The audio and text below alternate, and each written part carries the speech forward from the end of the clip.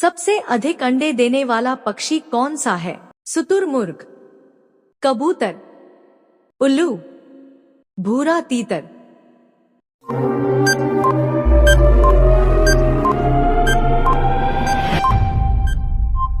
दोस्तों, हम लाइक और सब्सक्राइब के लिए कसम नहीं देते। यदि आपको हमारी वीडियो अच्छी लगी हो तो लाइक और चैनल को सब्सक्राइब करके हमें सपोर्ट करें।